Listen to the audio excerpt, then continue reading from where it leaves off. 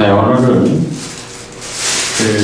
시창자 아카데미 23번째 강좌가 되겠습니다.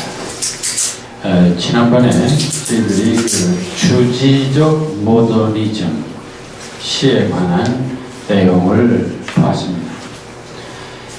이 시에는 크게 두 개의 흐름이 있습니다.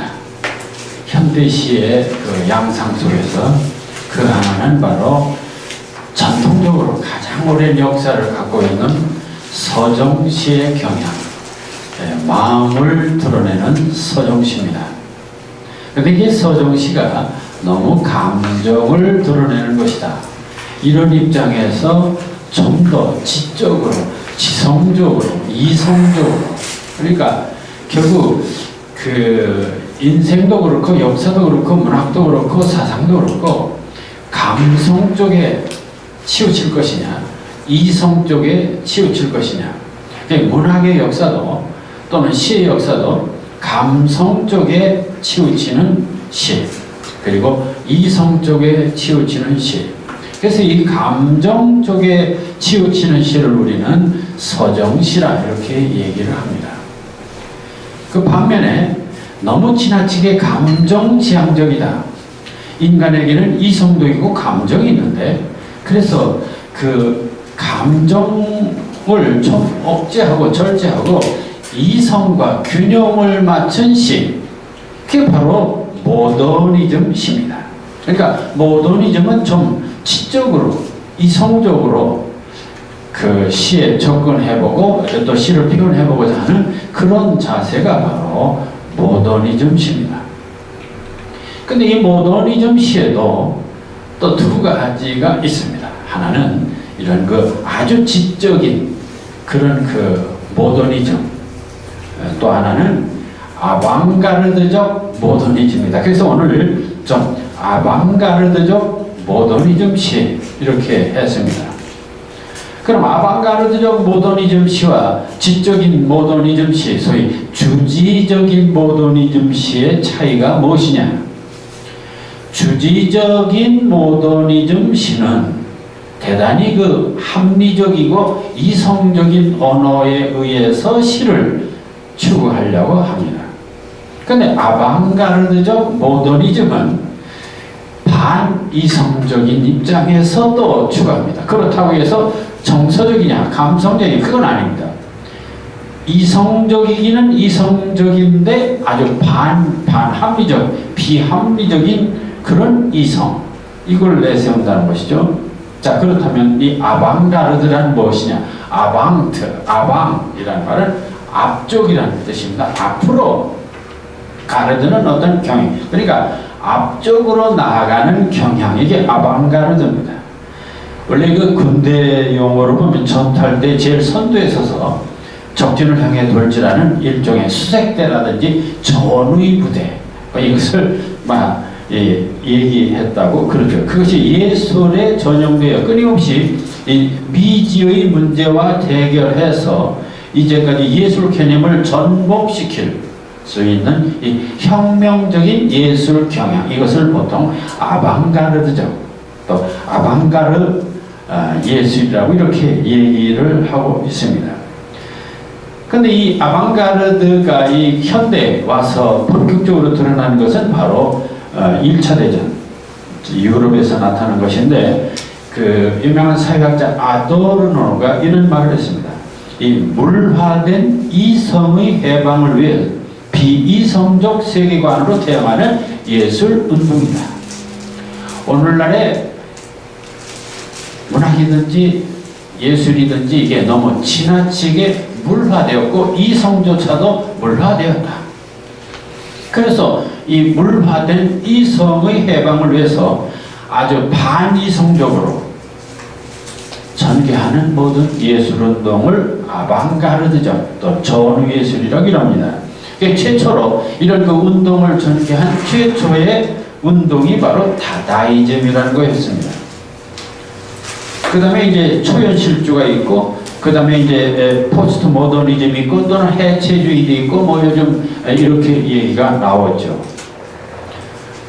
자, 주지주의나 아방가르드는 모두 반과거적 새로움의 지향이지만 주지적 모더니즘은 이성을 통한 새로움의 추구이고 아방가르드는 반이성, 비이성을 통한 새로움의 추구라는 데 차이가 있다. 어쨌든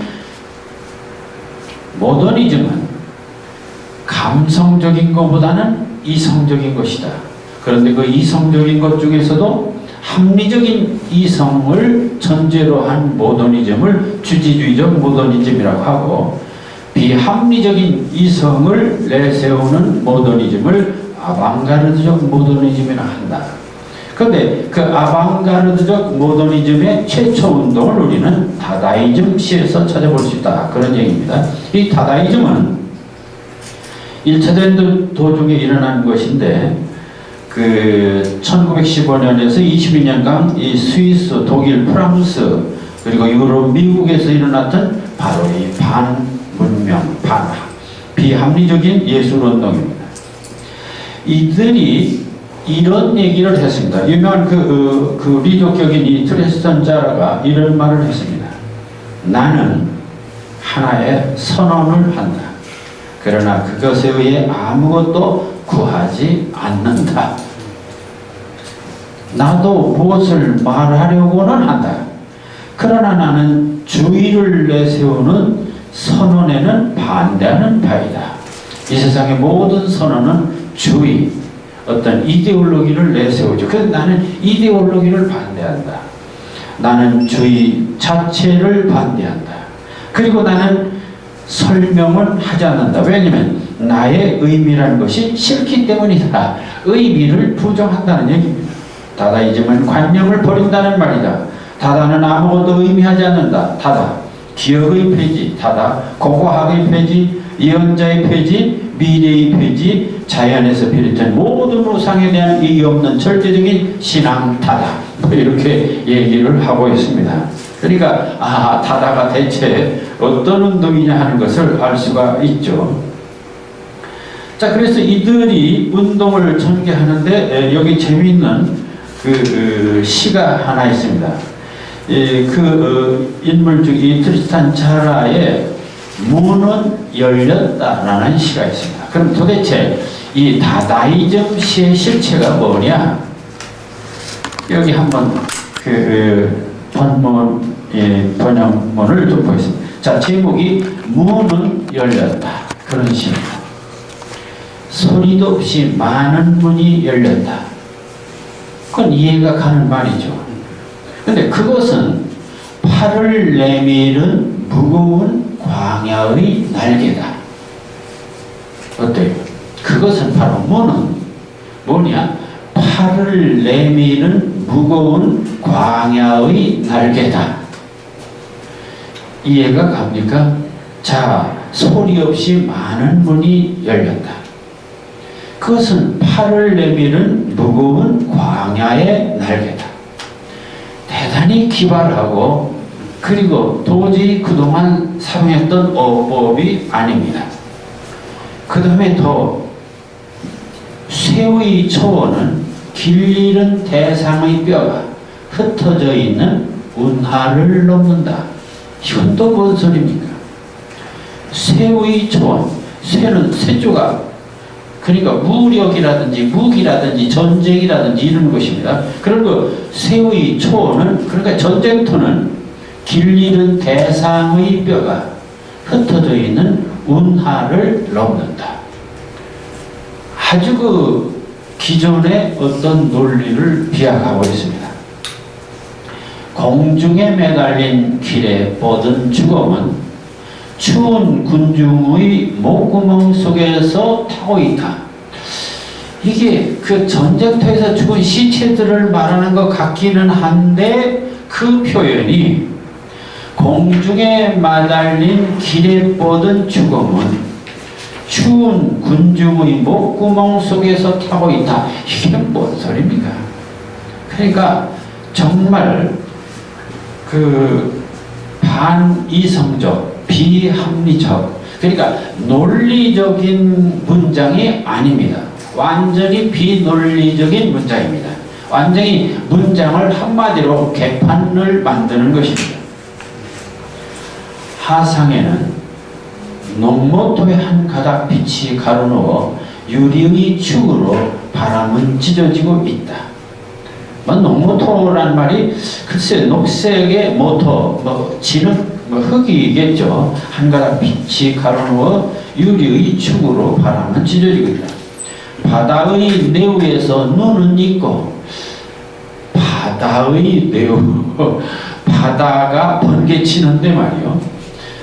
그 바다의 내우에서 눈은 또 있고, 기르는 빛에 쌓인 많은 옥석은 많이 모여서 잠든다. 어떤 고통도 입술의 물결에 미끼를 뿌리지 않는다. 마지막으로 권태는 야생의 직물 원료의 물가에 좌초했다. 골치 아픕니다. 그러니까 이걸 합리적으로 이게 뭔 뜻이다 설명하려고 하는 것조차가 참 웃기는 거죠. 그러나 한 가지 분명한 것은 저간 이렇게 참 뒤죽박죽 해놨는데 우리들에게 충격이라고 하는 것을 주고 있습니다.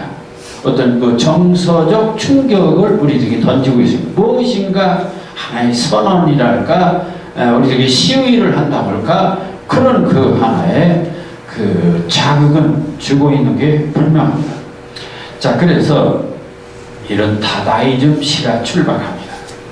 그 다음에 이제 다다이즘 시에서 발전을 하는데 그게 바로 초현실주의, 슈리리얼리즘 시라는 겁니다.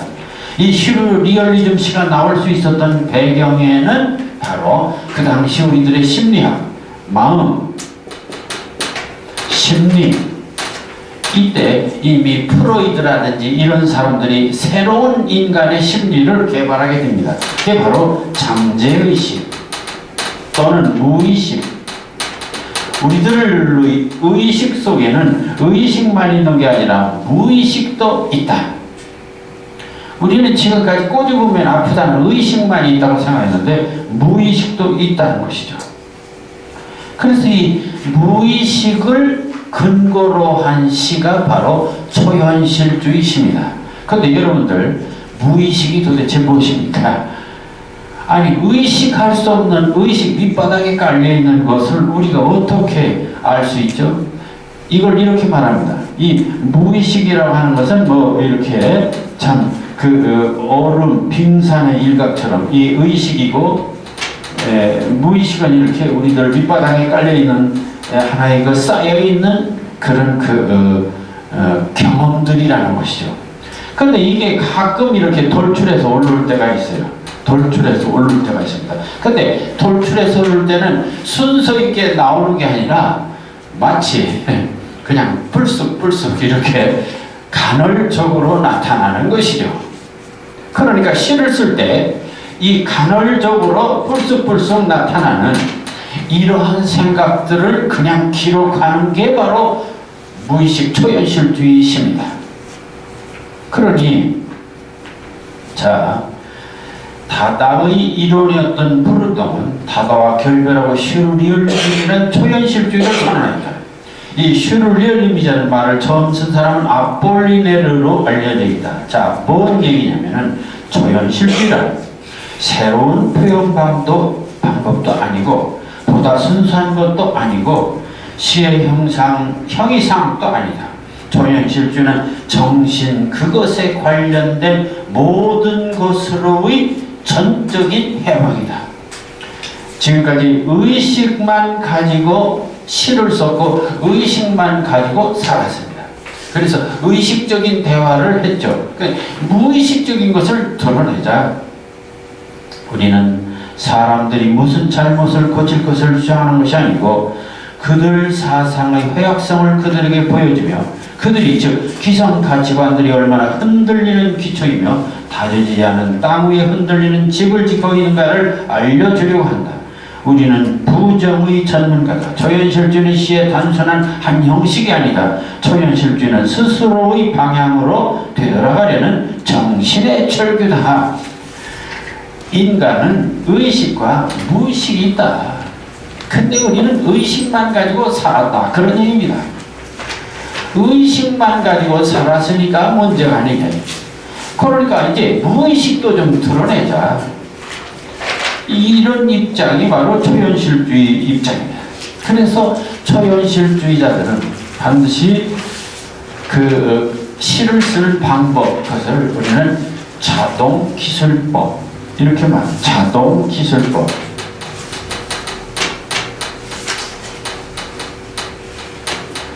그럼 이 자동기술법이라고 하면은 거창한 것 같은데, 글자 그대로요. 자동, 오토, 자동. 그러니까 지금까지 우리는 시를 쓸 때 머리를 쪼아내서 쪼아내가지고 요걸 쓸까 해가면서 주어 서술어 이미지 찾아가면서 계산하고 썼다 이거요. 그거 얼마나 피곤한 짓이냐 이거죠. 그냥 생각나는 대로 자동 기술이에요. 자동 기술. 뭔 소리인지 이해가 되지 않습니까? 그래서 이것을 다른 말로 자유연상법이라고도 그랬습니다. 자유연상법. 자유연상법이라고도 했습니다. 그냥 생각나는 대로, 머릿속에 생각나는 대로, 떠오르는 대로 그걸 그냥 기술하면 되는 거예요. 그렇지 않습니까? 우리가 이렇게 가만히 눈 감고 생각하면 이것도 생각나고 저것도 생각나고 여러 가지가 떠오릅니다. 그럼 떠오르는 대로 그냥 써라 이거요. 자, 그래서 여기 이렇게 쓰고 있습니다. 자동기술법으로서는 이 불루똥의 해바라기라는 시입니다. 여러분들 이 해바라기를 생각하면서 어떻게 썼나 좀 봐야겠습니다. 여름도 다 간 무렵 중앙시장을 지나가는 그 여자 손님은 발톱으로 걷고 있었다. 자, 아니 하이힐 신고 갔겠죠. 근데 자기는 발톱같이 보이는 거야. 그러니까 자기 생각대로 여름을 다 간 무렵 중앙시장을 지나가는 그 여자 손님은 발톱으로 걷고 있었다. 그냥 자기 연상되는 대로 생각나는 대로 쓰자 이거. 사실대로 쓰지 말고 머릿속에 그냥 떠오르는 대로 쓰자 이거. 하늘엔 절망이 너무나 아름답다. 절망이 아름답다는 거예요. 하늘엔 절망이, 하늘에 뭉게구름이 아니라 그 검정 구름을 보니까 꼭 절망같이 느껴져요. 그래서 절망이 아름답다. 또 이렇게 썼어요. 이게 말이 안 되지 않습니까? 절망이 어떻게 아름다울 수 있겠습니까? 그 막대한 배암풀을 굴리고 있었다. 그냥 생각나는 핸드박 속에는 나의 꿈, 그 신의 어버이만이 빨아들였다는 소금 프라그가 들어있었다. 이것도 비약된 상태입니다. 담배를 피우는 개에게 마취 상태가 수증기처럼 펴져 있었다. 개가 담배를 피운다는 것도 이건 자기가 그냥 상상해본 거죠. 상상해. 만약 개가 담배를 피운다면 어떻게 될까? 담배를 피우는 개에게 마취 상태가 수증기처럼 퍼져 있었다. 거기에 막 시비의 판단이 내려진 순간이었다. 젊은 여인은 그런 시비의 판단으로 흉악하게 보이고 또 눈총을 받는 도리밖에 없었나 보다. 여기서 젊은 여인은 아마 해바라기를 두고 한 얘기일 것 같습니다. 나는 대체 조상 칼륨의 대사부인과 거래를 하고 있는 것인가? 여기서 나는 대체 조상 칼륨의 대사부인, 바로 해바라기를 두고 내가 해바라기가 아니라 바로 칼륨의 대사부인 하고 지금 내가 대화하는 것이니까 이렇게 해바라기를 보고 이런 생각 저런 생각 여러 생각들을 떠오르는 대로 그대로 했다는 것입니다. 이게 바로 자동기술법 또는 초현실주의적인 수법의 하나입니다. 자, 이런 경향들이 한국에 들어옵니다. 이게 바로 1920년대 들어오기 시작해요. 그리고 30년대 본격적으로 꽃을 피우는데 1920년대에는 바로 정지용이라든지 임화라든지 이런 사람들이 시도를 하게 됩니다. 근데 여기서 본격적으로 꽃을 피운 사람이 30년대 이상이라는 인물입니다. 자, 그래서 이상이 있고 이러한 경향이 50년대 김수영 그리고 조향, 김춘수, 60년대 현대시, 80년대 소위 해체시, 그리고 90년대 여러가지 실험시, 이렇게 우리나라에요 현대 시사에 이런 경향들이 계속 흘러오고 지금은 하이퍼시 이런 용어까지 쓰는데 그 경향의 그룹들이 현대시협 그룹들 중에 그런 경향이 나타나고 있습니다. 그러니까 우리나라 시단에는 크게 두 개가 있습니다. 한국시인협회 그리고 한국현대시인협회가 있습니다. 그래서 한국시인협회는 전통적인 서정시의 그룹이고 현대라는 말이 붙은 이래서 이제 문덕수 교수라든지 이런 그 현대시인 이 한국 현대시인 그룹 쪽은 이렇게 그 모더니즘 계열인데 그 계열 속에는 바로 이런 늘 실험적인 그래서 요즘은 아주 소위 하이퍼시 운동까지 지금 하고 있습니다. 그러니까 이게 우리나라 시인 역사 속에서 하나의 경향으로 흘러왔다라는 얘기입니다. 그러니까 엄연히 있는 역사적 사실입니다. 자, 그런데 이 1930년대 이상이 바로 이 그런 해체적이고 도발적이고 이런 아방가르드적인 그런 새로운 전위적인 실험의 선구적인 역할을 하게 됩니다. 제일 먼저 한 것이 바로 그의 시의 모습들인데 그 중에 분열과 단절의 현대성. 그래서 그가 처음에 이제 꽃나무라는 시를 쓴 일이 있습니다. 꽃나무. 보니까는 띄어쓰기를 전혀 하지 않았죠. 자, 우선 띄어쓰기를 거부합니다. 그러니까 기존의 문법을 다 버린다. 벌판 한복판에 꽃나무 하나가 있어. 이래 되어 있습니다. 그러더니 근처에 꽃나무 하나도 없어. 그러면은 큰 벌판 한복판에 꽃나무 하나 있는데 그 주변에는 아무것도 없다. 그럼 오직 꽃나무 하나만 딱 이렇게 있는 거예요. 근데 꽃나무는 제가 생각하는 꽃나무를 열심히 생각하는 것처럼 열심히 꽃을 피워가고 섰어. 꽃이 열심히 그 벌판에 꽃나무 하나가 피어있다는. 꽃나무는 제가 생각하는 꽃나무에게 갈 수 없어. 이제 거기서부터 이제 문제가 됩니다. 꽃나무는 제가 생각하는 꽃나무에게 갈 수 없어. 그러니까 꽃나무가 있고 나가 따로 있는 거예요, 지금. 분열된 모습입니다. 그러니까 본질적인 나와 현실이 구분되어 있는 모습을 여기 나는 막 달아났어.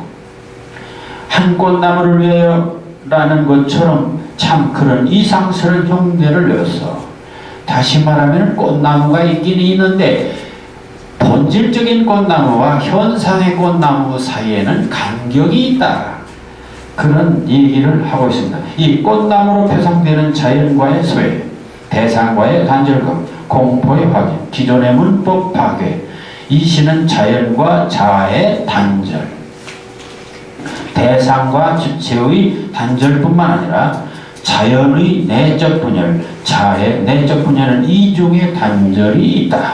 그러니까 이렇게 본질과 현상이 분리되어 있는 모습을 보여주고 있습니다. 사실 우리는 나란 뭐냐 할 때 늘 내가 뭐냐, 거울 속에 있는 나와 그리고 나 이런 것에 대한 이상한 늘 그 단절감을 얘기하고 있는데 그것을 이렇게 문법을 파괴하면서 보여주고 있습니다. 근데 이 정도 산문으로는 이게 식성이 차지를 않습니다. 이래 가지고는 안 되겠다. 그래서 다 다시 오감도라는 시리즈 시를 쓰게 됩니다. 그게 바로 여기 시 제4호라고 하는 시입니다. 여러분들 거기 보다시피 시 제4호 1, 처음에는 1이 쫙 있는데 2는 거꾸로 2, 3도 거꾸로 4도 거꾸로 5도 거꾸로 이래서 쭉 거꾸로 9, 0까지 이렇게 거꾸로 해서 진단 0.1, 진단 0.1 1931년 10월 26일 이상 책임의사 이상. 자, 여기까지 갔습니다. 그러니까 이 초현실주의, 그러니까 기존의 문법, 기존의 질서, 기존의 시법을 완전히 파괴하고 완전히 새로운 형태의 그런 시라고 하는 것을 여기다 내놓았습니다. 여기서 무슨 논리적인 의미를 찾고 이게 뭔 뜻이냐 이게 뭐냐, 한마디로 기존의 어떤 질서를 파괴하는 어떤 행위라고밖에 할 수가 없습니다. 절벽이라고 하는 시도 있습니다. 꽃이 보이지 않는다. 꽃이 또 향기롭다. 향기 만개함. 나는 거기 묘혈을 판다. 묘혈도 보이지 않는다. 보이지 않는 묘혈 속에는 나는 들어 앉는다. 나는 넘는다. 이것도 역시 결국은 이 무의식의 드러남, 자동기술법, 이것을 성형의 묘사라고 또 설명하는 사람도 있지만은 결국 기존의 어떤 합리적인 것을 거부하는 것입니다. 자, 이런 운동이 30년대에서 일제로 이렇게 거쳐서 이제 다시 6.25로 해서 50년대에 옵니다. 50년대 이 초현실주의가 계속됩니다. 이때 초형이라는 사람은 이 대페이지망이라는 말을 썼습니다. 대페이지망. 밑에 있습니다. 대페이지망이란 뭐냐? 자리 바꿉니다. 곧 전의. 조양에 의하면 전의시키는 방법으로 서로 관계없는 것들을 한데 갖다 붙이는 빠삐의 꼴레. 이것이 발전된 꼴라죠. 살바도 달리의 편집광적 기법이다. 미술적인 기법이죠. 관계없는 것들을 서로 갖다 붙이는 그런 꼴라죠. 자, 여기 바다의 청계라는 이 조향의 시입니다. 낡은 아코디언은 대화를 건뒀습니다. 낡은 아코디언, 악기 아닙니까? 낡은 아코디언은 대화를 건뒀습니다. 그러더니 여보세요. 그 다음에 또 그러니까 마치 이 산발적으로 여기 자리 바꾼 전이란 이런 또는 꼴라주 이런 것처럼 이렇게 조각조각 붙여서 이렇게 하는 보따리야, 마르주카, 디젤 엔진, 피 묻은 들국화, 이거 각각 다른 개념들입니다. 왜 그러십니까? 전화 받는 소리, 모래밭에서 수화기, 여인의 허벅지, 낙지 까만 근절, 이것은 또 해변의 어떤 모습 같기도 합니다. 비둘기와 소녀들의 낭대뷰, 그 위에 손을 흔드는 파란 기폭들, 나비는 기둥기 허리에 붙어서 푸른 바다의 청계를 헤아린다.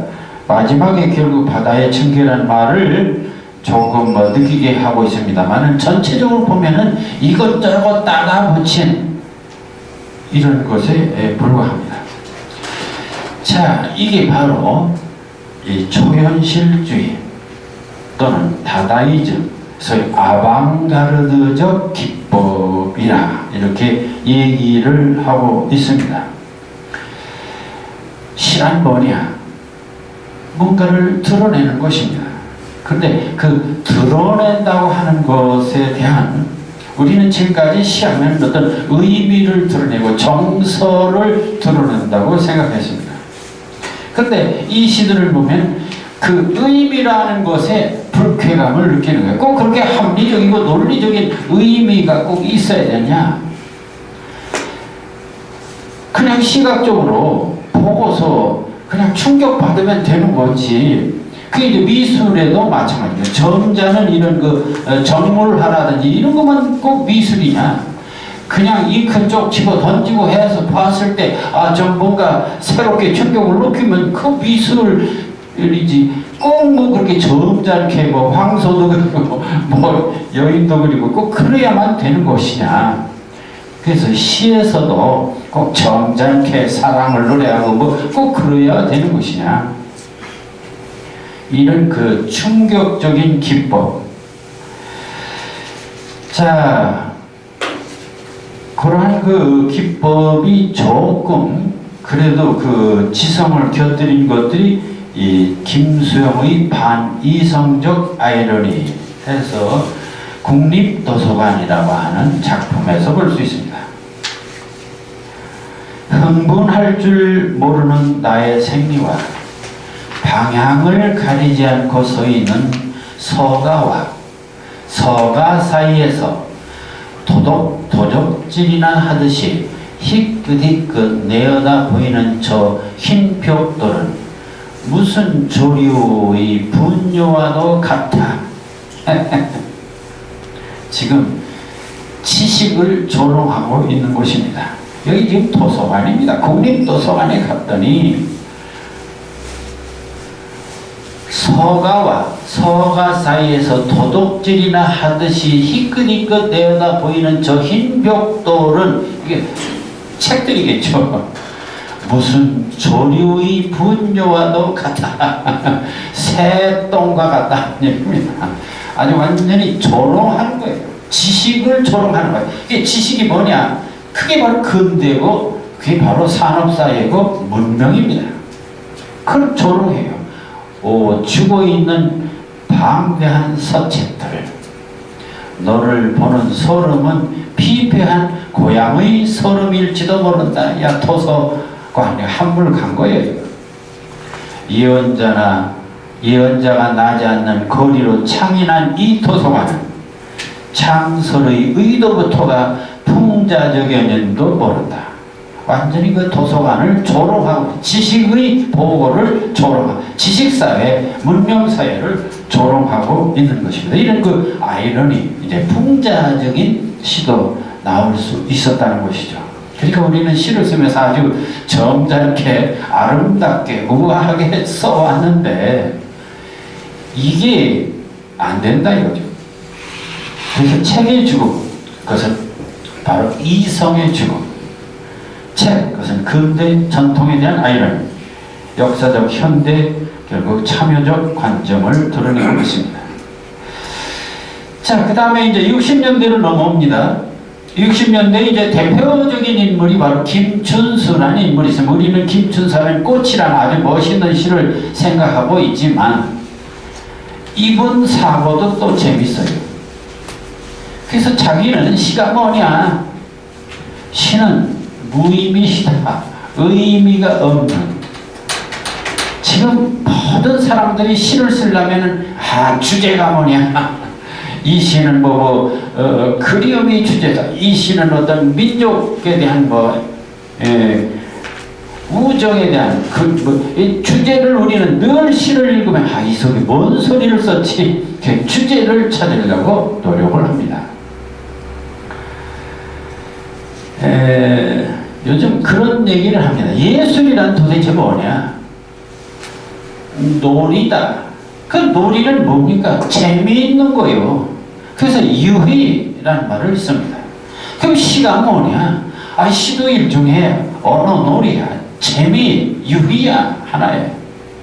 자, 이런 얘기를 합니다. 그러니까 재미있는 언어놀이 정도로 생각하는 것이, 그런 것이 그 속에 심각한 민주주의가 있고, 민족의식이 있고, 통일의식이 있고, 이거 다 웃기는 얘기다, 이거요. 자, 그래서 김춘수는 바로 무의미시라고 하는 말을 썼습니다. 자, 이 무의미시의 이 처용단장인데, 이 처용에 대한 예의를 썼는데, 이렇게 썼습니다. 눈보다도 먼저 겨울에 비가 오고 있었다. 눈보다도 먼저 겨울에 비가 오고 있었다. 올 수도 있죠. 눈보다 먼저 겨울비 올 수도 있죠. 그런데 바다는 가라앉고 바다가 있던 자리에 군함이 한 척 닻을 내리고 있었다. 그럼 이게 뭔 시츄에이션입니까? 한쪽에는 눈보다 먼저 겨울에 비가 오는 장면입니다. 지금 한쪽에는. 또 한쪽에는 바다는 가라앉고 바다가 있던 자리에 군함이 한 척 닻을 내리고 있었다. 또 다른 장면입니다. 여름에 본 물새는 추고 있었다. 이건 또 무슨 장면입니까? 장면이 다르죠. 물새는 죽은 다음에도 울고 있었다. 이건 재밌는 얘기죠. 자, 여름에 본 물새는 죽고 있었다. 물새는 죽은 다음에도 울고 있었다. 그 상상입니다. 한결 어른이 된 소리로 울고 있었다. 여기서 이제 죽은 물새가 우는 얘기를 여기다 또 썼습니다. 그러더니 다시 돌아가서 눈보다 먼저 겨울에 비가 오고 있었다. 또 이게 얘기를 썼습니다.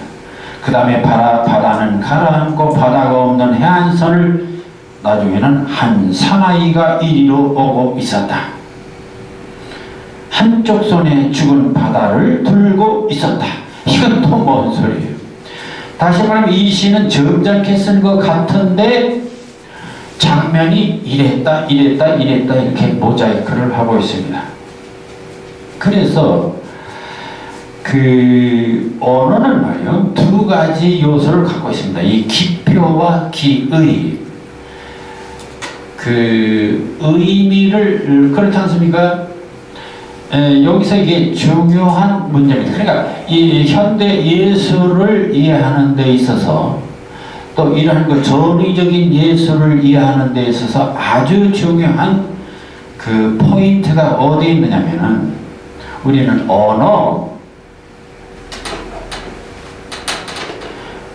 언어라고 하면은 언어에는 의미와 그리고 그 의미를 나타내는 음성 기호가 있습니다. 예를 들어서 밤 하면은 밤이라는 먹는 밤, 또는 사과라고 하는 물건이 있죠. 그런데 사에다가 기억에다가 와를 붙인 문자 표시가 있습니다. 다시 말해 언어에는 두 가지가 있어요. 두 가지 요소로 구성됩니다. 하나는 기표와 기의라고 얘기합니다. 그것을 언어는 기표와 기의. 그런데 지금까지 시는 왜 썼습니까? 어떤 의미를 드러내기 위해서 썼다. 그러니까 기의를 위해서 썼어요. 근데 이 모더니즘, 소위 이 아방가르드 또는 실험시에서 추구하는 것은 기의라고 하는 의미를 드러내는 하나의 수단으로서 문자를 쓴 게 아니라 문자 그 자체, 기표를 드러낸다. 기표를 드러낸다. 기표만의 언어, 다시 말하면 의미를 배제한다. 그러니까 관념적인 참여시나 목적시를 반대하고 관념의 공포, 서술적 이미지의 추구, 이런 모든 의미를 배제하는 것입니다.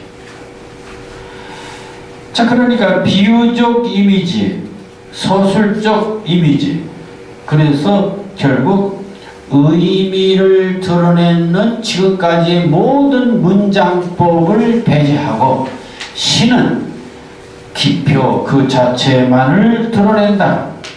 이렇게 얘기를 하고 있습니다.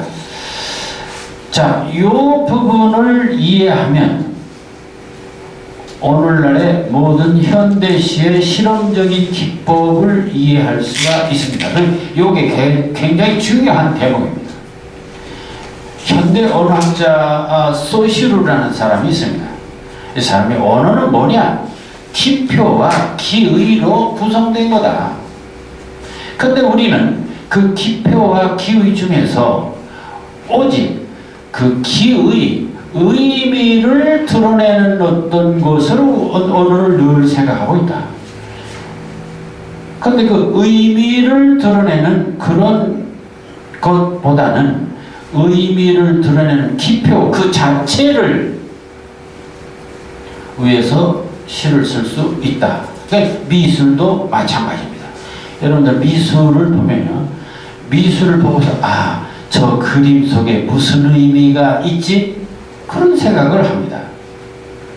그 미술 작품 속에서 어떤 의미를 찾으려고 그러는 거예요. 그런데 순수 예술은 그 의미가 필요 없습니다. 그냥 보고 아름다움을 느끼기만 하면 되는 거예요. 그럼 시도 꼭 그 속에 무슨 주제가 꼭 있어야 되느냐? 그냥 읽고 재미있으면 되는 것 아니냐? 바로 이게 기표 중심의 언어입니다. 기의 중심의 언어, 의미 중심의 언어냐, 그냥 표시한 기표 중심의 언어냐, 그런 차이입니다. 자, 70년대 와서는 조금 달라졌습니다. 자, 이런 시를 또 쓰고 있습니다. 이성복의 그러나 어느 날 우연히. 이것도 약간 풍자적입니다. 어느 날 갑자기 망치는 못을 박지 못하고 어느 날 갑자기 편은 잠들지 못한다. 어느 날 갑자기 재벌의 아들과 고관의 딸이 결혼을 하고 내 아버지는 예고 없이 해고된다. 어느 날 갑자기 새는 갓 나온 제 새끼를 쪼아먹고 캬바레에서 춤추던 유부녀들 얼굴 가린 채 줄줄이 끌려나오고 어느 날 갑자기 내 친구들은 고시에 합격하거나 문단에 데뷔하거나 미국으로 발령을 받는다. 어느 날 갑자기 벽돌을 나르던 조랑말이 왼쪽 뒷다리를 삐고 과로한 운전수는 달리는 버스 핸들 앞에서 철도한다. 어느 날 갑자기 이 시는 좀 이해하기가 좀 쉬울 것 같습니다. 70년대 이 도시화, 문명화 속에 개판된 세상을 아주 풍자적으로 얘기하고 있습니다. 자, 그럼 이제 다시 이제 80년대로 넘어옵니다. 80년대 이 포스트 모더니즘과 해치시라는 말로 이제 아방가르드가 이루어집니다. 자, 기존의 리얼리즘, 그것은 이성 중심입니다. 모더니즘도 이성 중심입니다. 근데 이 포스트 모더니즘은 바로 질서와 총체성을 거부합니다. 그러니까 이성 중심을 철저히 거부하죠. 작가의 특권을 부정하고 작가의 죽음, 독자의 죽음, 이런 것들을 외치는 것이 포스트 모더니즘입니다. 왜냐하면 이 포스트 모더니즘은 상당히 아주 논리를 갖고 있어요. 자기들 나름대로 첫째는 진리의 현현이 가능한가? 우리는 그렇지 않습니까? 진리를 드러낸다. 진리에 대해서 목숨 걸고 진리에 대한 신념을 갖습니다. 특히 이 모더니즘이라든지 리얼리즘은 더욱 그렇습니다. 진리는 얼마든지 드러낼 수 있다고 보는 것입니다. 여러분들 그렇지 않습니까? 수학 공식에서 어쨌든 정답이 나오지 않습니까? 그럼 답이 나와요. 그러니까 이 세상 사리에도 지식에도 학문에도 문학에도 다 답이 있다고 생각하는 것이죠. 진리가 있고 진리를 드러낼 수 있다고 보는 것입니다. 그러니까 이게 바로 요거 중요한 이제 21세기 지식인들의 갈림길이 또 여기에 있습니다. 우리는 진리를 드러낸다고 확신합니다. 진실이 있다고 믿습니다. 사실을 드러낼 수 있다고 믿고 있어. 뭘로 증명할 수 있다는 거죠? 언어가 있잖냐. 언어가 있잖냐. 언어로 얼마든지 우리는 증명할 수 있다고 보는 것입니다. 그런데 이 언어가 그렇게 완전한 것이냐? 완전치 못하다는 것입니다. 그래서 이 포스트 모더니즘에서는 진리라고 하는 것은 우리들의 하나의 꿈이고 희망일 뿐이지 현재 내 손에 딱 쥐어질 수 있는 그런 게 아니라고 보는 것입니다. 이게 여기 중요한 사상의 갈림길이 있습니다. 그러니까 일반인들은 아직도 진리는 있다고 믿고 사는 거예요. 근데 조금 생각을 가진 사람들, 좀 더 뭔가 인생을 좀 깊이 생각해보는 사람들 입장에서는 진리란 그렇게 쉽게 드러나는 것이 아니라고 보는 것입니다. 그래서 이 포스트 모더니즘에서는 바로 이 진리가 과연 드러날 수 있는가, 진리는 계속 무지갯빛처럼 유보되는 것이다. 그것을 이 디페람이라는 말을 썼습니다. 디페람. 그 다음에 또 하나 이제 확실성이라는 말도 마찬가지인데 이런 것입니다. 우리는 모더니즘이나 리얼리즘적인 입장에서 보면은 언어에 의해서 얼마든지 확실한 것을 증명할 수 있다고 생각합니다. 그런데 포스트 모더니즘 입장에서는 세상에 그 어느 것도 확실하게 드러내기가 어렵다는 것입니다. 더구나 이 세상에서는 확실성이라는 것은 없다 이렇게 보는 것입니다. 그럼 확실성은 어디에 있을까? 네, 그 종교적 차원, 그야말로 종교적 차원입니다. 그러니까 유한한 인간의 사고로는 진리니 확실성이니 이런 거 드러낼 수 없다고 보는 것입니다. 자, 이런 사고 자체가 일종의 포스트 모더니즘적 사고입니다. 우리는 늘 참 진리를 찾기 위해서 살았고 진실을 찾기 위해서 살았는데 그 진리는 늘 먼 앞에서 이렇게 바라보기는 하나의 소망일 뿐이지 현재 실현되기는 어려운 것이다. 자, 그렇다면 이것을 어떻게 극복하는 방법이 없을까 하는 것이 바로 오늘의 과제일 수도 있습니다. 다시 말하면 이 양극화의 극복, 이 리얼리즘이 말하는 예술의 이념화, 모방, 산문적이고 모더니즘은 예술의 형식적 차이 시적이죠. 포스트 모더니즘은 이 리얼리즘과 모더니즘의 양극을 한번 초월해보자고 말을 하기는 합니다. 자, 그렇게 해서 나온 것이 바로 해체시입니다. 해체시의 의미. 80년대 우리 시를 지배한 건 리얼리즘과 해체시다. 민중이나 해체시나 궁극적으로 노린 것은 현실 부정이고 현실 파괴이고 현실을 지배하는 질서 파괴이고 질서를 구성하는 아버지라는 이름을 죽이기다. 그러나 그 방법은 다르다. 리얼리즘이 형식을 지킨다면 해체시는 형식을 파괴한다.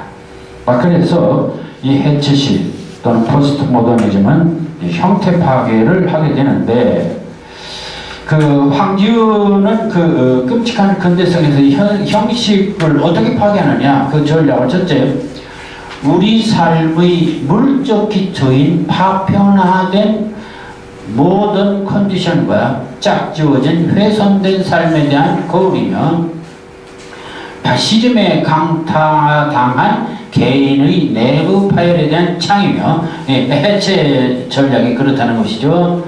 그러니까 물질적으로 파편화된 오늘의 인간성 또는 파시즘으로 인해서 파열된 개인 의미를 박탈당한 언어의 넌센스 즉 지배 이데올로기에 교란이었으며 검열의 장벽 너머로 메시지를 넘기는 수화의 문법이었다고 할까. 참 어려운 말 같지만은 이런 겁니다. 그러니까 우리들의 의식은 지금요 우리들의 사고방식이 지금 내가 대단히 참 이 세상을 잘 알고 있다고 생각하지만 사실은 그렇다면 지금 아침 저녁으로 수없이 우리는 매스컴 안에 살고 그놈들이 떠드는 말 속에 우리는 그게 당연한 건가 보다 이렇게 그냥 믿고 사는 거예요. 요즘은 그냥 그저 돈 있으면 최고고 물질이면 최고고 이런 이 물적 기초 이 물신주의 사회에서 우리 물건 없으면 못 산다. 돈이 있어야 산다. 기술이 있어야 산다. 이런 사고방식이 다 이게 바로 이 물질주의적인 어떤 분위기 속에서 우리는 당연히 그게 우리 진리라고 생각합니다. 그런가 하면 오늘날 정치는 완전히 독재다 이런 겁니다. 지들 마음대로 백성들을 마음대로 가지고 노는 거죠. 자, 그런 속에서 또 지식인들도 마음대로 우리를 노리고 있습니다. 자, 그래서 이런 것들 그리고 또 언어라고 하는 것도 그렇습니다. 그래서 이런 것들 속에서 완전히 박제당한 그런 곳에서 벗어나야 되겠다. 그래서 이 검들의 장벽 너머로 메시지를 넘기는 수하의 문법, 그게 바로 해체다, 이렇게 나옵니다. 근데 그 해체치고는 조금, 그럼 어떻게 해체야? 어떻게 벗어나자는 것이냐? 그러니까 벗어나는 방법이라고 해서 무슨 해결책이 있는 게, 그러니까 약간 미친 짓을 할 수밖에 없습니다. 그게 바로 아방가르드입니다. 그러니까 기존에 문제가 있다 이거예요. 그걸 벗어나야겠는데 어떻게 벗어날 거냐? 예술적으로 벗어나는 길이 뭐냐? 문학적으로 벗어나는 길이 뭐냐? 그게 좀 발광치는 방법밖에 없습니다. 그래서 이 황지위에 오늘 오후 5시 30분 일제히 쥐를 잡읍시다. 오늘 오후 5시 30분 일제히 쥐, 붉은 글씨를 잡읍시다. 벽포 1984년 쥐떼회의다. 제왕의 날들이여 조금만 더 버텨가고, 이런 그 정말 한마디로 발광치는 소리를 하고 있죠. 그러니까 이건 발광이지 이렇게 한다고 벗어나는 것이냐 하는 것입니다. 몸부림치는 것입니다. 벽보라는 일상의 세계와 시적 상상력의 경계를 해체한다. 시리피앙의 강조, 아까도 얘기했습니다. 기표의 강조입니다. 자, 그 다음에 유희적 해체가 있습니다. 그냥 막 욕을 해내는 것입니다. 그러니까 벗어나기는 벗어나겠는데 벗어난다고 해서 무슨 대안이 있는 게 아닙니다. 그러니까 벗어남의 몸부림. 내 시에 대하여, 이 박남철의 독자놈들 길들이기라는 시입니다. 내 시에 대하여 의아해하는 구시대의 독자놈들에게 차렷, 열중샷, 차렷, 낡아빠진 아주 그냥 쾌쾌 먹은 이 골동품들 교육 좀 시켜야겠다 이거요. 내 시에 대하여 의아해하는 그 시대의 독자놈들에게 차렷, 열중샷, 차렷. 하면 이 구닥다리들 이게 교육 좀 시켜야겠다 이거요. 이 존만한 놈들이 차렷, 열중샷, 차렷, 열중샷, 차렷, 정신 차렷, 차렷, 공공 차렷, 해체 모여. 그래서 이 기존의 사상, 기존의 관습, 기존의 물질주의, 이런 정치주의, 이런 것들에 얽매여서 안주하는 인간들에게 전부가 정신 차리도록 자극을 주자. 자, 이런 일종 유희적 해체가 있습니다. 조소, 조롱, 냉소, 야유, 소고, 비유, 사투리, 욕설, 행간의 파열과 문맥의 파열, 띄어쓰기를 무시한 줄글, 거꾸로 된 활자, 표제만 있고 내용이 없는 시, 혹은 내용만 있고 표제가 없는 시, 인쇄 효과, 텍스트의 공동현상, 사진을 이용한 콜라주, 의성의 활용, 음악적 효과, 대화체와 구어체의 활용, 별별 장난을 다 해서 기존의 점잖은 질서를 파괴하겠다. 이게 바로 해체주의적 전략입니다. 그래서 왜 파괴하겠느냐? 기존의 상황 자체가 완전히 이게 뭔가 낡은 그런 그 사고와 낡은 어떤 것들에 얽매여 있기 때문에 그걸 벗어나서 어떤 자유로움을 찾자는 얘기입니다. 자, 그래서 장정일의 또다시 시가 하나 나옵니다. 그 해체, 요솔적 해체에서 이걸 꼭 무슨 미친 사람 얘기처럼 오락가락 하는 소리를 합니다. 장정일 길 안에서 택시 잡기, 길 안에서 제목을 그래요. 그런데 길 안에서 택시 잡기 이렇게 말을 했는데 길 안에 갔다. 내용 보면 그런 뜻이 아닙니다. 시쓰기 얘기예요. 지금 길 안에 갔다. 길안은 시골이다. 그 길이라는 것은 시쓰는 길, 시도고 시쓰는 길. 길 안에 갔다. 길 안은 시골이다. 길 안에 저녁이 가까웠다. 라고 나는 썼다. 그리고 얼마나 많이 소들을 새로 시작해야 했던가. 여러분들 씻으려면 계속 다시 쓰지 않습니까? 지금 그런 씻쓰기 장난을 그대로 실어 썼어요. 타자기를 새로 끼우고 다시 생각을 정리한다. 나는 쓴다. 뭐라고 썼어요? 기란에 간다. 기란은 아름다운 시골이다. 그런 기란의 저녁이 가까웠다. 별이 뜬다. 이렇게 이제 시를 한번 써봤다는 얘기죠. 이렇게 쓰고 더 쓰기를 멈춘다. 빠르고 정확한 손놀림으로 나는 끼워진 종이를 빼어 구겨버린다. 이놈의 시는 왜 이다지도 애를 먹인다. 나는. 여기서 재밌는 현상이 벌어집니다. 이 사람이 쓰고자 하는 시는 뭡니까? 가운데 겁니다. 기란에 갔다. 기란은 아름다운 시골이다. 그런 기란에 저녁이 가까웠다. 별이 뜬다. 이게 바로 시예요. 근데 이 사람은 그것만을 시라고 하지 않고 이 넋줄을 쓰기 위해서 그 앞에 사전에 했던 생각과 행위, 그리고 그걸 끝낸 다음에 행위까지도 다 시라고 한 것입니다. 요겁니다. 네, 이거 완전히, 그러니까 이거 그 앞에는 시쓰기 연습한 거예요. 그 다음에 나중에는 끝내기 연습한 거예요. 그것까지 다 집어넣고 그걸 시라는 거예요. 이게 시쓰기 과정, 시인과 텍스트의 경계 해체, 시인 비하, 메타시. 자, 이렇게 얘기를 했는데 결국 이런 것을 시라고. 그러니까 시를 하나의 완성된 작품, 그것만 시가 아니라 시 쓰기 전의 행위, 시 쓴 다음의 행위까지를 다 그냥 기록해 놓고 그 전체를 하나의 시라고 보는 것이죠. 자, 그래서 다시 또 나온 것이 텍스트 시라는 것이 있습니다. 그래서 90년대요 시쓰기에 대한 시, 이런 시들이 많이 나왔어요. 그래서 그걸 텍스트 시라고 이렇게 얘기를 합니다. 한 개의 시를 만들기 위해 이 박상배의 바람난 시 얘기입니다. 한 개의 시를 만들기 위해 앉았다가 썼다가 또 썼다가 앉았다가 아주 누워 있다가 또 앉았다가 썼다가 그냥 그대로 떨어져 있다가 이거 뭐 이게 시라는 거죠. 아니, 시쓰기 과정을 얘기한 거지 이게 시가 아니지 않습니까? 이것도 시라는 얘기입니다. 이 바로 텍스트 시입니다.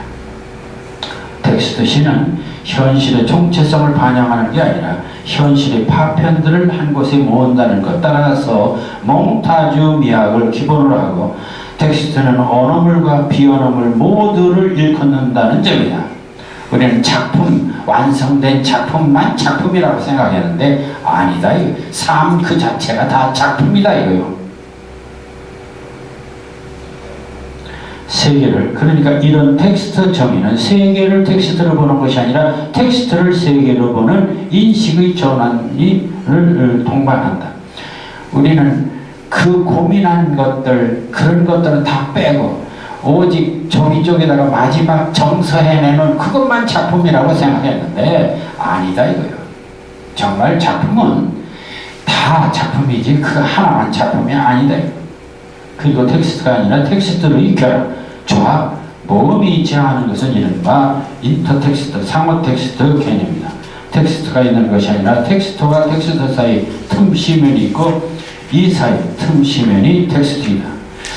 자, 다시 1990년대 그래서 이제 해체시로 다시 넘어갑니다. 메타시라는 얘기를 씁니다. 문법이나 언어학을 메타 언어, 메타란 넘어서다. 그러니까 위에서 내려다보는 것을 메타피지컬, 메타라는 말 하지 않습니까? 언어 자체를 대상으로 한다면 메타시는 시 자체를 대상으로 하고 이때 시는 광해시를 대상으로 한다는 게 메타시는 현실 그리고 현실을 인식하는 주체로서의 자아를 대상으로 하는 것이 아니라 시 자체, 시인, 독자, 시가 이루어지는 과정 등을 대상으로 한다. 네, 지금 장정일의 길 안에서 택시 잡기, 박상배의 바람난 시, 그리고 여기 다시 파세코라는 사람의 역사의 가속성이라는 제목에서 또 역시 메타시를 보게 됩니다. 몇 글자 써본다. 그것은 금세 다른 사물을 가리킨다. 그것은 늘 다른 의도를 겨냥하고 어렵지 않게 탄소 14에 반응한다. 어둠 속에서 그리 찾는 것은 까마득히 먼 고장 사람들이 아무니다. 뭐 이렇게 해서 그 시 쓰는 과정을 또 얘기하고 있습니다. 자, 그런가 하면은 또 패러디라는 말을 90년대 많이 썼습니다. 패러디. 아마 여러분들 그 예술 작품이라든지 연극 영화를 보면서 패러디했다, 뭘 패러디했다 그런 말 많이 들을 거예요. 패러디는 원전을 풍자적으로 고치면서 모방하는 기법을 뜻한다. 우리나라 그 드라마나 연극 속에 제일 많은 패러디로 사용하는 것이 춘향전입니다. 그러니까 옛날 춘향전을 오늘날 걸로 바꿔서, 또 옛날 흥부전을 오늘날 걸로 바꿔서 연극을 할 때 그 일종의 패러디입니다. 자, 따라서 패러디는 두 가지 특성을, 하나는 모방의 대상이 존재한다는 점이고, 다른 하나는 그 모방이 풍자를 목표로 한다는 점입니다. 패러디의 대상이 존재한다는 점은 최소한 그것이 기댈 수 있는 토대 혹은 규범을 전제로 하고, 풍자를 겨냥한다는 점은 이데올로기나 신념을 전제로 한다. 자, 안도현의 그 너에게 묻는다, 그 유명한 시가 있죠. 너에게 묻는다. 연탄재 함부로 발로 차지 마라. 너는 누구에게 한 번이라도 뜨거운 사람이었느냐. 안도에는 그런 시가 있습니다. 많이들 애송하죠. 자, 그래서 이 시를 패러디합니다. 아름다운 이 푸른 폭이라도 함부로 하지 마라. 시간이 지나면 예쁜 꽃이 피어나리니 별빛 나무 함부로 베지 마라. 너는 누구에게 한 번이라도 쉴 곳이 되어준 적 있느냐. 권장하는 금배지 다뤘다고 함부로 패싸움하지 말라. 진실로 너는 누구를 위해 싸웠느냐. 안도현의 시를 모방한 흉내낸 것입니다. 그러니까 내용을 바꿨는데 그 리듬은 같은 걸로 했죠. 자, 그걸로 끝나지 않습니다. 아예 그냥 혼성, 그러니까 옛날 어떤 작품을 여기저기 뜯어다가 그걸 자기 작품 속에 집어넣고 막 이렇게 모자이크하는 방법입니다. 자, 박상배 희시 3이 있습니다. 내 누님같이 생긴 꽃아. 이거 내 누님같이 생긴, 이거 어디서 나오는 말입니까? 이것은 서정조의 국화협회에서 내 누님같이 생긴 꽃이요. 요거 한 줄 따다가 내 누님같이 생긴 꽃아. 너는 어디로 홀홀 나돌아 다니다가 지금 되돌아와서 수줍게 웃고 있느냐. 새벽닭이 울 때마다 보고 싶었다.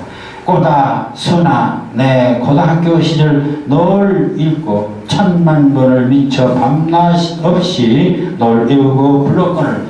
여기서 꼬다 이것도 바로 이건 그 서정주의 시에서 꼬다 아침마다 개벽하는 꼬다, 요게 거기서 나오는 말입니다. 그래 지금도 피가 잘 돌아가고 있느냐. 잉잉 그러느냐. 세상 보아하니 이젠 아주 늙어 있다만 그래도 내 기억 속에 깨물고 싶은 수천여로 남아있는 서정주의 순아 난 잘 있다. 50과 60 사이에 민주와 비민주, 보통과 비보통 사이에 잘도 빠져나가고 있단다. 그럼 또 만나자 꽃나비 꼬다. 자, 이 시에 나오는 서정주의 텍스트를 크게 세 개, 예를 들어서 누님같이 생긴 꽃아. 이제는 돌아와 거룩해 선 내 누님같이 생긴 꽃이요. 자, 이 국화협회에서 있는 한 귀절을 땄습니다. 그 다음에 두 번째는 지금도 피가 잘 돌아가고 있느냐, 잉잉거리느냐. 이거 서정주의 피가 잉잉거리던 병은 이제는 다 나았습니다. 여기서 또 딴 것입니다. 세 번째, 새벽닭이 울 때마다 보고 싶었다. 서정주의 새벽닭이 울 때마다 보고 싶었다. 똑같은 내용입니다. 순화. 자, 그래서 이런 그 혼성법은 이걸 패시티시라고 말합니다. 패시티시 기법이다. 그러니까 요즘에 와서요, 이 문학 또는 이런 것들이 이런 패러디나 또는 패시티시 막 이런 것들을 많이 하고 있는데, 자, 여기서 한 가지 중요한 게 있습니다. 요즘 뭐 청문회 같은 거 하려면 늘 논문 표절 같은 거 많이 하는데, 그겁니다. 정말 요령껏 하면 표절로 오해받지를 않습니다. 문제는 그걸 그대로 띄워오니까 문제예요. 이 패러디나 패스티시도 마찬가지입니다. 이것을 그대로 띄워오기 때문에 문제입니다. 그래서 우리가 볼 때 이거 저질 같지만 이걸 요령껏 말 잘 바꾸면은 몰라요. 그러면은 도대체 우리가 글을 쓴다고 하는 게 뭐냐 하는 것입니다. 우리는 뭐 말은 창작이다. 자기가 오리지널리티하게 자기가 창조했다. 웃긴다 이거요. 사실은 그 언어들도 다 현실에서 사용하는 누군가가 사용한 시어를 갖다가 여기저기 패러디하고 패스티시한 건데, 다만 구체적으로 잘 드러나지 않은 거. 그러니까 완전 범죄를 하고 있는 게 바로 오늘날 작가다 이런 얘기입니다. 그런 점에서 진정한 의미에서 창작은 없다 이렇게 보는 것이 이 포스트 모더니즘적 개념입니다. 뭐 잘난 체 하지 말아요. 어차피 문명이라고 하는 것은, 작품이라고 하는 것은 패러디와 패스티시다. 다만 요런 것 좀 드러나지 않게 잘 하는 것뿐이다. 이런 얘기가 됩니다. 자, 그 다음에 이제 20년대에 와서 최근에 이런 또 나옵니다. 최근 하이퍼시 또는 디지털시 뭐 이런 얘기도 뭐 이렇게 컴퓨터가 발달하고 뭐 인터넷이 발달하니까 그 인터넷이 뭐 이렇게 해가지고 많이 얘기가 나오죠. 근데 뭐 하이퍼시, 디지털시 아무리 날뛰어봐도 지금까지 얘기한 그런 것들의 범주를 벗어나지 못하고 있어요. 근데 이제 현대시 쪽에서 이 하이퍼시라는 말을 쓰기 때문에 여기 조금 그 얘기를 좀 해보겠습니다. 최근 하이퍼시 또는 디지털시, 일반시는 선조적, 선형적이고 시간의 순서대로 원인, 결과가 있고 순리대로 나가는데, 하이퍼시는 원인, 결과 다 파괴시킨다. 근데 여기서 오해할 부분이 있어요. 이건 하이퍼시만 그랬습니까? 1920년대 다다이즘 시도 그랬고, 초현실주의 시도 그랬고, 해체 시도 그랬고, 이상희도 그랬고, 다 그랬어요. 그러니까 다 그 시대도 이 선조적, 선형적, 아주 질서정연한 이런 그 문장 기법을 다 파괴한 것은 그때나 지금이나 마찬가지입니다. 그 하이퍼시만 그런 것이 아니죠. 일반시는 주제를 지향하는 시라고 하면, 하이퍼시는 이미지를 지향하는 시다. 아까도 얘기했습니다. 언어에는 기표와 기의, 의미의 세계와 그 표시의 세계, 기호의 세계가 있습니다. 그래서 이 의미의 세계를 지향하는 시, 기존의 시입니다. 근데 모더니즘, 이 아방가르드적인 이런 시들은 그 의미를 배제하려고, 그 의미의 수단으로서 언어가 아니라 그냥 기표 그 자체를 드러내는 거예요. 미술에서 그냥 아름다운 그 자체, 이미지만을 드러내는 거지, 그 이미지 속에 무슨 뜻이 있느냐, 그게 중요한 것이 아닌 것처럼. 자, 그래서 일반 시는 주제를 지향하는 시라고 하면 그렇습니다. 다 주제를 드러내려고 하죠. 하이퍼시는, 하이퍼시뿐만 아니라 이 모든 아방가르드 시는 이미지를 지향한다는 말이 맞습니다. 하이퍼시는 관념보다 사물로만 이야기는, 그러니까 이미지를 통해서 이미지로만 이야기하는 시다. 네, 그것은 아방가르드 시의 대부분이 다 그렇습니다. 뿐만 아니라 고정된 이미지로부터 벗어나 움직이는 이미지로 이동한다. 네, 요거 하나가 좀 차이가 있어요. 움직이는 이미지. 네, 그게 바로 디지털시. 왜 그런 거 아닙니까? 지금 포스터도 옛날에는 그냥 벽면에 고정된 포스터예요. 그런데 지금은 고정된 포스터, 그건 광고 효과가 없습니다. 그러면은 움직이는 광고, 동영상 시대가 됐죠. 마찬가지로 시도, 움직이지 않는 고정된 이미지, 그게 그동안에 그런 초인실주시나 이런 시였는데, 그것을 움직이는 이미지로, 이동하는 이미지로 이렇게 바꿔보자, 이렇게 얘기를 하고 있습니다. 이제 그것은 솔직히 잠재의식 자동기술법에서도 사실은 생각이 일로 갔다 이동하고 있었지 않습니까? 뭐 이런 것도 있는데 어쨌든 좀 움직이는 이미지, 동영상 시대에 맞는 이미지, 뭐 이런 걸 생각할 때 그게 디지털시가 아니냐, 이렇게 얘기할 수는 있습니다. 자, 그래서 여기 김교의 한강을 읽다, 이런 시를 좀 한번 보겠습니다. 자, 여기서 어떻게 이미지가 움직이나 좀 봅시다. 이제를 거꾸로 일요일이 한강이 그림을 그린다. 자, 여러분들 한강가를 차 타고 지나가다 한번 보세요. 잔잔한 한강. 자, 그 보면은 한강은 마치 이젤 같은 거예요. 그렇지 않습니까? 그러니까 한강, 이렇게 그 한강을 지나면서 이렇게 걸어가면서 이 한강을 보면 아주 잔잔할 때는 저 건너 아파트촌들이 그 밑에 전부 다 이렇게 반영이 되죠. 그러니까 마치 한강의 하나의 이젤입니다. 자, 그래서 이젤을 거꾸로 일요일의 한강이 그림을 그린다. 그러니까 한강을 내려보니까 한강 밑에 화폭이 쫙 이렇게 반영되어 있어요. 부 몰려와 늘어선 물가의 아파트군 단숨에 세우고 집짓 흔들어 본다. 자, 그거 당연하죠. 그 이제 물결이 파동치거나 뭐 차가 지나가면 이것은 아파트가 흔들흔들 하지 않습니까? 그러니까 부 몰려와 늘어선 물가의 아파트군 단숨에 세우고 집짓 흔들어 본다. 하늘을 제 가슴 깊숙이 클릭하고 그 위에 구름 몇 송이 흘러내리는 이내 지워버린다. 뭐가? 한강이. 그렇죠. 한강 무리가 위에 있는 또 하늘도 또 이렇게 자기가 반영시켜가지고 하늘을 제 가슴 깊숙이 클릭하고 그 위에 구름 몇 송이 클릭이란 말이 하나 있네요. 아파트를 흙수정으로 꾸며놓고 올랑촐랑 물살 속 창문을 열고 들어가는 구보장한 어머니. 뒤따르는 나를 덥석 안는다.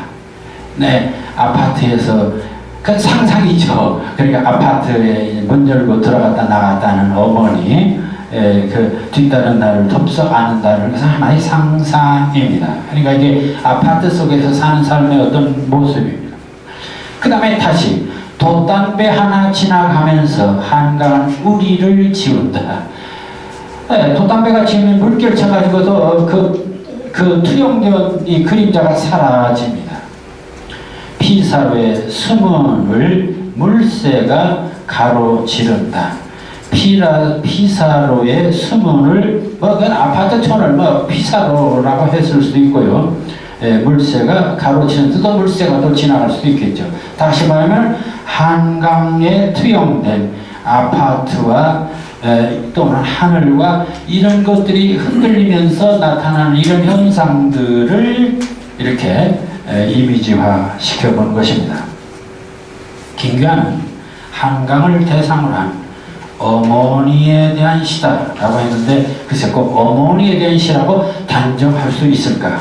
어쨌든 한강에 투영된 그런 주변의 모습 또는 하늘을 이런 것들 이미지들을 이리저리 이렇게 파노라마처럼 이렇게 펼쳐보는 모습입니다. 일반 시는 아날로그적인 방법으로 주제 중심으로 내부로 심층적으로 그러나 김교의 시는 외부로 확산되다. 삶을 중심에 움직이는 풍경마다, 네, 움직이는 풍경마다 맞습니다. 이주를 거꾸로 세워 상상력의 공간 이동과 시간 이동을 시도한다. 네, 그 부분은 맞습니다. 그래서 결국은 지금까지는 고정된 이미지에서 좀 이동하는 이미지까지 이렇게 생각해보고 그걸 우리는 하나의 디지털 시다 또는 그 하이퍼 시다 이렇게 명칭을 붙이고 있습니다. 자, 1920년대에서부터 2000년대까지 우리는 80년의 개인 역사 속에 시가 왔습니다. 그 역사 속에는 수많은 사람들이 주로 서정시를 썼습니다. 그러나 또 일면에서는 좀 더 새로운 거 없느냐, 좀 더 뭔가 기존 것을 다시 창조할 수 있는 어떤 거 없냐 해서 나온 것이 모더니즘시고, 그 모더니즘시 속에 특히 기존의 것들을 파괴하고 비합리적으로 비이성적으로 작품에 그리고 형식에 도전한 모든 운동들을 우리는 아방가르드적 그런 그 모더니즘시라고 얘기하는 것입니다. 그리고 이러한 운동은 앞으로도 계속 일부에서 이어질 것이라고 생각합니다. 그러니까 여러분들도 결국 창조를 하긴 하는데 어느 범위에서 할 거냐? 그냥 서정시 범위에서 할 거냐? 이성적인 모더니즘, 주지적 모더니즘시 범위에서 할 거냐? 완전히 그것을 파괴하는 그런 그 새로운 혁명의 그런 형식이라든지 내용을 추구할 것이냐? 이제 그게 바로 시인이 갈 길입니다. 그러니까 여러분들이 좋아하는 쪽을 가면 되는 것이지 다 이렇게 쓰라는 것은 아니고, 적어도 우리가 이 시를 이해하고 공부하면서 이런 시도 있고 이런 운동도 있다. 이것까지 우리는 알면서 끊임없는 우리 나름대로의 창조가 필요하다. 거기까지 오늘 아방가르드적 모더니즘 시에서 우리가 생각해야 할 부분이라고 생각합니다. 네, 여기까지 오늘 하겠습니다. 수고했습니다.